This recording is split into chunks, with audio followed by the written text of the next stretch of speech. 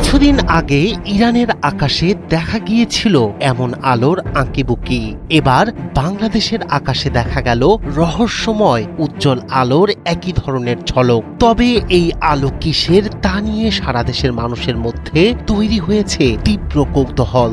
আলোর বিভিন্ন ছবি ও ভিডিও ইতিমধ্যেই ছড়িয়ে পড়েছে সামাজিক যোগাযোগ মাধ্যম ফেসবুকে। কেউ বলছেন এটি উল্কাপাত, কেউ দাবি করছেন ভিন গ্রহের কোনো যান, আবার অনেকের ধারণা এটি ভারতের দূরপাল্লার ক্ষেপণাস্ত্র পরীক্ষার আলোকছটা। শুক্রবার সন্ধ্যায় কক্সবাজার থেকে মাদারীপুর পর্যন্ত দেশের দক্ষিণ ও দক্ষিণ পশ্চিমাঞ্চলের আকাশে কয়েক মিনিট ধরে দেখা যায় এই অদ্ভুত আলো। আবহাওয়াবিদরা বলছেন এটি কোনো প্রাকৃতিক ঘটনা নয়, ফলে রহস্য আরো ঘনীভূত হয়েছে আকাশ জুড়ে দেখা সেই আলোক রেখা ঘিরে।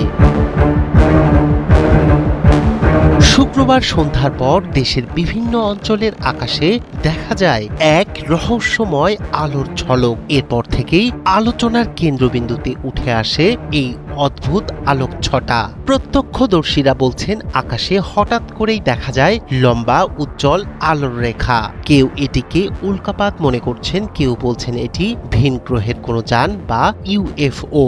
আবার অনেকে ধারণা করছেন এটি কোনো দূরপাল্লার মিসাইল পরীক্ষার অংশ হতে পারে। আবহাওয়াবিদরা বলছেন এটি কোনো প্রাকৃতিক আবহাওয়াগত ঘটনা নয়। তাদের ধারণা ভারতের জলসীমা কিংবা উড়িষ্যার উপকূলের কাছাকাছি কোথাও দূর থেকে দূরপাল্লার ক্ষেপণাস্ত্র পরীক্ষা চালানো হয়ে থাকতে পারে। অতীতেও ভারতের অগ্নি সিরিজের ক্ষেপণাস্ত্র পরীক্ষার সময় বাংলাদেশ ও পশ্চিমবঙ্গের আকাশে একই ধরনের আলোর রেখা দেখা গিয়েছিল বলে জানিয়েছেন তারা।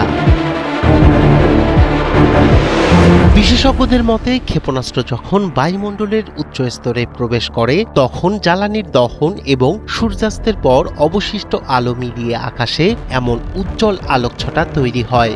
ফলে দূর থেকে এটি রহস্যময় আলোর মতো দেখা যায়। এই ঘটনার সঙ্গে ভারতের বহুল আলোচিত অগ্নি-6 ক্ষেপণাস্ত্র প্রকল্পের সম্পর্ক রয়েছে। এর আগে ভারতের প্রতিরক্ষা গবেষণা ও উন্নয়ন সংস্থা ডিআরডিওর চেয়ারম্যান জানান অগ্নি-6 ক্ষেপণাস্ত্র পরীক্ষার প্রস্তুতি সম্পন্ন হয়েছে। তবে এই মিসাইল পরীক্ষা নিয়ে ভারতের পক্ষ থেকে আনুষ্ঠানিকভাবে কিছু জানানো হয়নি।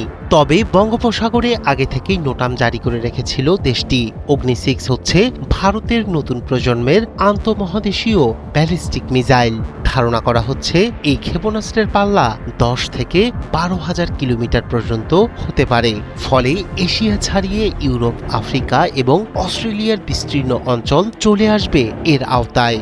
বর্তমানে কেবলমাত্র আমেরিকা, রাশিয়া, চীন এবং উত্তর কোরিয়ার কাছে 12,000 কিলোমিটারের বেশি পাল্লার ICBM প্রযুক্তি রয়েছে। ভারতের এই মিসাইলে ব্যবহৃত হচ্ছে MIRV প্রযুক্তি, অর্থাৎ একটি মিসাইল থেকে একাধিক পারমাণবিক ওয়ারহেড আলাদা আলাদা লক্ষ্যবস্তুতে আঘাত হানতে সক্ষম হবে। এছাড়া স্থল ও সাবমেরিন উভয় স্থান থেকেই উৎক্ষেপণ করা সম্ভব হতে পারে এটি। রায়হান কবির শুভ্র, ৭১।